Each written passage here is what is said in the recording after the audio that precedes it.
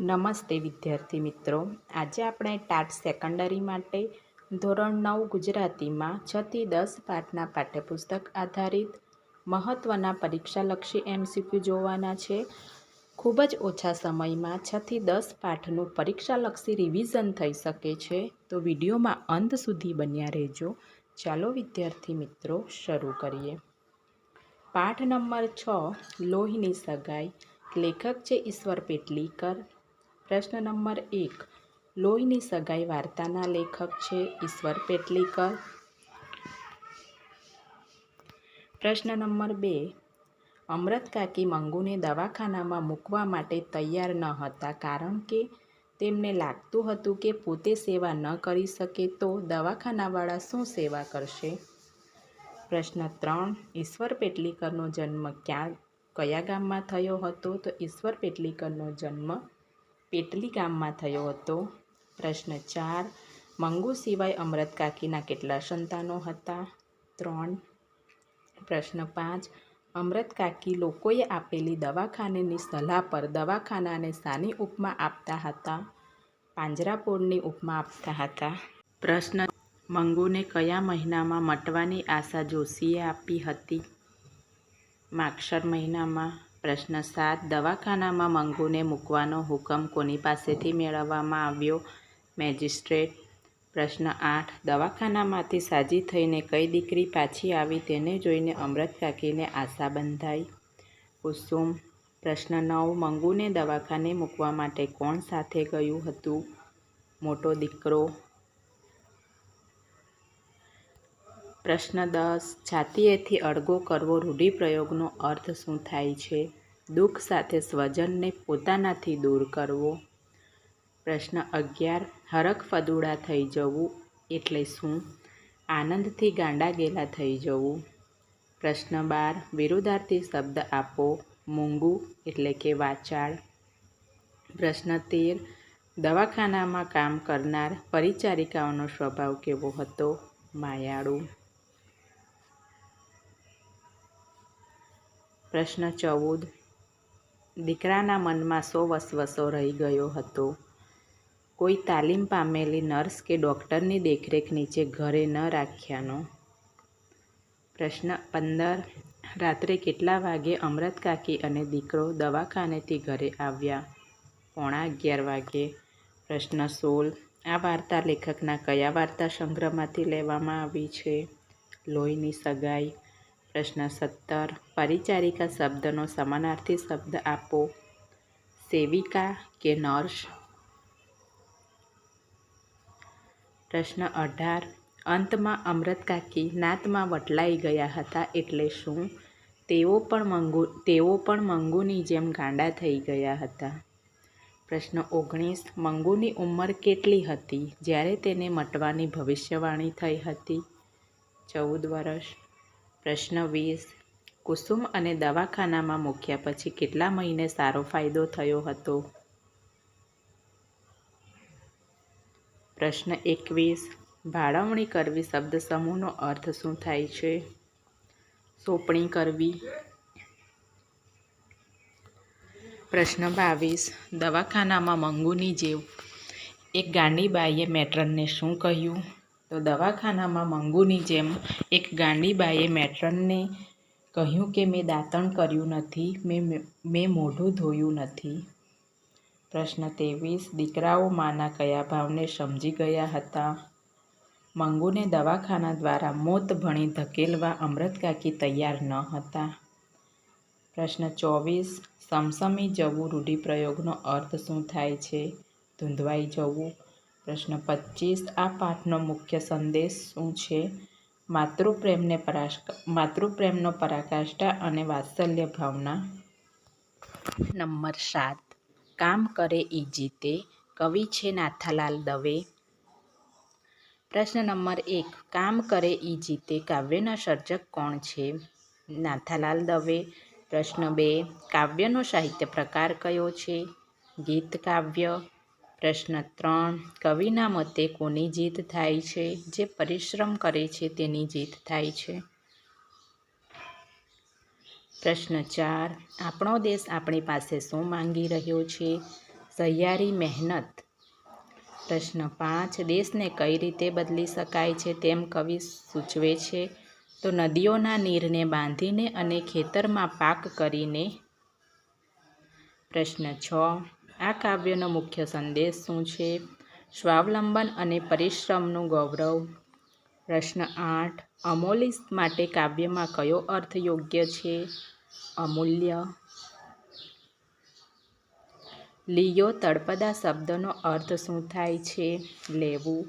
પ્રશ્ન 10 કવિના મતે દુનિયાને કોના જોરે બદલવાની છે? તો કવિના મતે દુનિયાને બાવડાને જોરે બદલવાની છે. પ્રશ્ન 11 આવડો મોટો મલક આપણો પંક્તિ પછી કઈ પંક્તિ આવે છે? બદલે બીજી કઈ રીતે રે માલમ. પ્રશ્ન 12 આ કાવ્ય કયા કાવ્ય સંગ્રહમાંથી લેવામાં આવ્યું છે? મહેનતના ગીતો. પ્રશ્ન 13 માનવીની મહેનતના કયા સૂરે જય જયકાર થાય છે? બુલંદ સૂરે. પ્રશ્ન 14 આ કાવ્યમાં કઈ ભાષાની વિશેષતા જોવા મળે છે? તળપદી ભાષાની વિશેષતા જોવા મળે છે. પ્રશ્ન 15 મલક તળપદા શબ્દનો અર્થ શું થાય છે? પ્રદેશ કે દેશ. પ્રશ્ન 16 સોહામણું શબ્દનો વિરુદ્ધાર્થી શબ્દ આપો. ડરામણું. પ્રશ્ન 17 વેળા એટલે શું? સમય કે ટાણું. પ્રશ્ન 18 સીમ શબ્દનો અર્થ શું થાય? ખેતર કે ગામની હદ.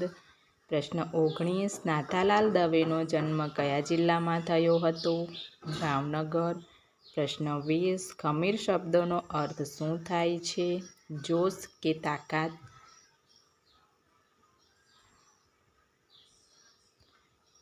પ્રશ્ન 21 મજિયારું શબ્દનો સમાનાર્થી અર્થ શું થાય છે?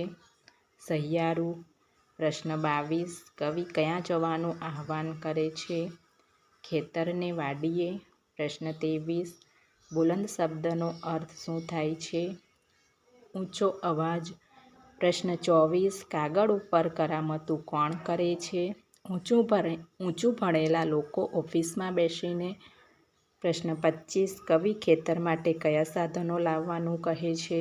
ત્રિકમ અને કોદાળી. પાઠ નંબર 8 છાલ છોતરા અને ગોટલા. લેખક છે બકુલ ત્રિપાઠી. પ્રશ્ન નંબર 1 લેખક કઈ વસ્તુને સૌથી પવિત્ર માને છે? ગોટલા. પ્રશ્ન 2 પુરાતન સંસ્કૃતિના અવશેષો ક્યાં જોવા મળે છે? મંદિરો, સ્થાપત્ય અને સ્તૂપોની બહાર કચરા રૂપે. પ્રશ્ન 3 લેખકે આ નિબંધ કયા પુસ્તકમાંથી લીધો છે? હાસ્ય એટલે કે પ્રભુ સાથેની મૈત્રી.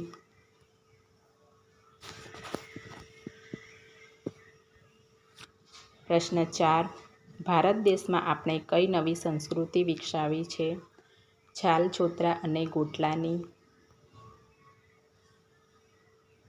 પ્રશ્ન 5 છાલ છોતરા અને ગોટલા પાઠનો સાહિત્ય પ્રકાર છે? હાસ્ય નિબંધ. પ્રશ્ન 6 ગ્રીષ્મ ઋતુમાં આપણે શેનાથી ગલીઓ સુશોભિત કરીએ છીએ? ગોટલાથી. પ્રશ્ન 7 મગફળીના ફોતરા માટે લેખકે કયો કટાક્ષ કરે છે? સબભૂમિ ગોપાલકી. બેફામ તોયે કેટલું થાકી જવું પડ્યું આ પંક્તિ કોની છે? શાયરની. કવિની. પ્રશ્ન 9 ઓલિમ્પિકમાં કઈ સ્પર્ધા રાખવાનું લેખકે કટાક્ષમાં સૂચવે છે? કેળાની છાલ ફેંકવાની. પ્રશ્ન 10 કીડીઓને આપણે શું આપીએ છીએ? ફોતરાની હોમ ડિલિવરી. પ્રશ્ન 11 લેખકના મતે પીપમાં પડેલા ગોટલા કોણ ખાય છે? ગાયો અને મક્ષિકાઓ. પ્રશ્ન 12 જીવદયા પ્રેમના નામે લેખક આપણી કઈ નબળાઈ દર્શાવે છે? સ્વચ્છતા પ્રત્યેની બેદરકારી. પ્રશ્ન 13 યથાશક્તિનો અર્થ શું થાય છે? શક્તિ પ્રમાણે. પ્રશ્ન 14 નૂતન શબ્દનો વિરુદ્ધાર્થી શબ્દ આપો. પ્રાચીન. પ્રશ્ન 15 મક્ષિકા એટલે શું? મક્ષિકા એટલે કે માખી. પ્રશ્ન 16 કેળાની છાલ માટે આપણી પાસે કયું ગજબનું કૌશલ્ય છે? છાલ ફેંકવાનું. પ્રશ્ન 17 બકુલ ત્રિપાઠીનો જન્મ ક્યાં થયો હતો? નડિયાદ. પ્રશ્ન 18 જડવું તળપદા શબ્દનો અર્થ શું થાય? મળવું. પ્રશ્ન 19 વિભૂષિત શબ્દનો અર્થ શું થાય છે? શણગારેલું. પ્રશ્ન 20 આપણે ગલીઓમાં કચરો કેમ ફેંકીએ છીએ તેનો લેખકે શો કટાક્ષ આપ્યો છે? મ્યુનિસિપાલની પીપમાં ગાય માતા મોઢું કેવી રીતે ગાલે એટલે? પ્રશ્ન 21 વિદેશના લોકો કેળાની છાલ ફેંકવાની સ્પર્ધામાં કેમ ન જીતી શકે? કારણ કે તેઓ પ્રેક્ટિસ કરતા નથી. કારણ કે તેઓ ડસ્ટબિનનો ઉપયોગ કરે છે. પ્રશ્ન 22 અસલ ભારતીય સંસ્કૃતિ કોની છે? વેદ, પુરાણો અને ઉપનિષદની. પ્રશ્ન 23 શાયરે ફિલ્મી ગીતમાં શું કહ્યું છે? દિલ કે ટુકડે હજાર હુએ. પ્રશ્ન 24 આ પાઠનો મુખ્ય ઉદ્દેશ શું છે? ગંદકી અને અણઘડતાની કુટેવ પર કટાક્ષ કરી સ્વચ્છતાનો સંદેશ આપ્યો છે. પાઠ પુત્રવધૂનું સ્વાગત. કવિ છે મકરંદ દવે. પ્રશ્ન નંબર 1 પુત્રવધૂનું સ્વાગત કાવ્યના કવિ કોણ છે? મકરંદ દવે. પ્રશ્ન 2 આ કાવ્ય કયા સંગ્રહમાંથી લેવામાં આવ્યું છે? પરિવાર કાવ્યમાંથી. પ્રશ્ન 3 ટોડલો શબ્દનો અર્થ શું છે? 12 શાખના ઉપલા લાકડા આગળ રહેતો છેડો. પ્રશ્ન 4 મકરંદ દવેનો જન્મ કયા જિલ્લામાં થયો હતો? રાજકોટ. પ્રશ્ન 5 ઓછવ તળપદા શબ્દનો અર્થ આપો. ઉત્સવ. પ્રશ્ન 6 અડવી શબ્દનો અર્થ શું થાય છે? શણગાર વિનાની. પ્રશ્ન 7 ઉજાડવું પ્રયોગનો અર્થ શું થાય છે? શોભાવવું કે પ્રતિષ્ઠા વધારવી. પ્રશ્ન 8 પુત્રવધૂએ કેટલા કુળને ઉજાડ્યા છે? 2. પ્રશ્ન 9 ઘરની અગાસીનું ખુલ્લું આકાશ એટલે શું? સન્માન અને સ્વતંત્રતા. પ્રશ્ન 10 પુત્રવધૂને ઘરનું શું ગણવામાં આવે છે? તો પુત્રવધૂને ઘરનું છત્તર અને છાયડી ગણવામાં આવી છે. પ્રશ્ન 11 પુત્રવધૂના વેણમાં શું નીતરે છે? વહાલપણ.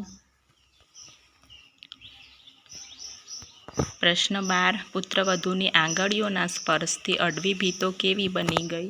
શણગારેલી. પ્રશ્ન 13 પુત્રવધૂના આગમનથી ઘરમાં કોની સ્થાપના થાય છે? લક્ષ્મીની. પ્રશ્ન 14 કવિના મતે પુત્રવધુ ઘરમાં શું લઈને આવે છે? તો સોસો કમળની સુગંધ લઈને આવે છે. પ્રશ્ન 15 પરસ શબ્દનો અર્થ શું થાય છે? સ્પર્શ. પ્રશ્ન 16 સુગંધ શબ્દનો વિરુદ્ધાર્થી શબ્દ આપો. દુર્ગંધ. પ્રશ્ન 17 તડકો શબ્દનો વિરુદ્ધાર્થી શબ્દ જણાવો. છાંયડો. પ્રશ્ન 18 પુત્રવધુ ઘરમાં આવતા હૈયે શું અનુભવાય છે? હૂંફ અને જીવતરની હાસ અનુભવાય છે. પ્રશ્ન 19 કવિના મતે દીકરી અને પુત્રવધુ વચ્ચે શું સમાન હોવું જોઈએ? ગૌરવ. પ્રશ્ન 20 ગુજરાતી સાહિત્યમાં પુત્રવધુની પ્રતિષ્ઠા કરતા કાવ્યનું પ્રમાણ કેવું છે? ખૂબ જ ઓછું. પ્રશ્ન 21 જીવતર તળપદા શબ્દનો અર્થ આપો. જન્મારો કે જિંદગી. પ્રશ્ન 22 પુત્રવધુના આગમનથી ઘરમાં કોની જેમ ટહુકાર થાય છે? ટોડલીય ટહુકાર. પ્રશ્ન 23 કવિએ આવ્યા શબ્દ વાપરીને પુત્રવધુ માટે કેવો ભાવ પ્રગટ કર્યો છે? લાક્ષણિકતા અને સન્માનનો, આદરનો ભાવ પ્રગટ કર્યો છે. પ્રશ્ન 24 કાવ્યમાં કવિએ પુત્રવધુ માટે કેવા વિશેષણો વાપર્યા છે? લક્ષ્મી, છત્તર અને છાયડી વગેરે વિશેષણો વાપર્યા છે. પ્રશ્ન 25 આ કાવ્યનો મુખ્ય ઉદ્દેશ શું છે? પુત્રવધુનું અદ્ભુત ગૌરવ અને કુટુંબમાં તેનું સ્થાન દર્શાવ્યું છે. પાઠ નંબર 10 ભારતીય સંસ્કૃતિની સિદ્ધિ. લેખક છે વિનોબા ભાવે. પ્રશ્ન 1 ભારતીય સંસ્કૃતિની સિદ્ધિ નિબંધના લેખક છે વિનોબા ભાવે. પ્રશ્ન 2 સંસ્કૃતિ એટલે શું? સહજ સ્વભાવથી ઉપર ઉઠવું. પ્રશ્ન 3. વિનોબા ભાવેનું મૂળ નામ શું હતું? વિનાયક નરહરિ ભાવે. પ્રશ્ન 4. પ્રકૃતિ એટલે શું? સહજ સ્વભાવ. પ્રશ્ન 5. માણસમાં જેમ જેમ વિજ્ઞાન અને વૈજ્ઞાનિક વૃત્તિ વધશે તેમ કોનો ક્ષય થશે? વિકૃતિનો. પ્રશ્ન 6. વિનોબા ભાવેનો જન્મ કયા રાજ્યમાં થયો હતો? મહારાષ્ટ્ર. પ્રશ્ન 7. અદ્વિતીય એટલે શું? અજોડ. પ્રશ્ન 8. શાશ્વત શબ્દનો વિરોધાર્થી શબ્દ કયો છે? નાશવંત. પ્રશ્ન 9. અસંકલિત શબ્દનો અર્થ આપો. સતત કે એકધારું. પ્રશ્ન 10. નિષ્કર્ષ શબ્દનો અર્થ શું થાય છે? સાર કે તારણ. પ્રશ્ન 11. પશ્ચિમમાં લોકોએ કયા ક્ષેત્રમાં મોટી હરણફાળ ભરી છે? વિજ્ઞાન ક્ષેત્રમાં. પ્રશ્ન 12. ઉપવાસ કરવો એ શું છે? ઉપવાસ કરવો એ સંસ્કૃતિ છે. પ્રશ્ન 13. નરસિંહ મહેતા અને શંકરદેવ બંનેમાં શું સમાન હતું? અજાણ્યા હોવા છતાં બંનેએ ભારતનો મહિમા ગાયો. પ્રશ્ન 14. વિકૃતિ એટલે શું? સહજ સ્વભાવથી નીચે પડવું. પ્રશ્ન 15. પોતે મહેનત કરીને બીજાને ખવડાવવું તે શું છે? સંસ્કૃતિ. પ્રશ્ન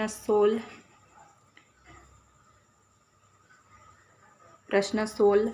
બીજાની મહેનત લૂંટીને ખાવું તે શું છે? વિકૃતિ. પ્રશ્ન 17. દુર્લભમ ભારતે જન્મ એમ કોણે કહ્યું છે? આપણા પૂર્વજોએ.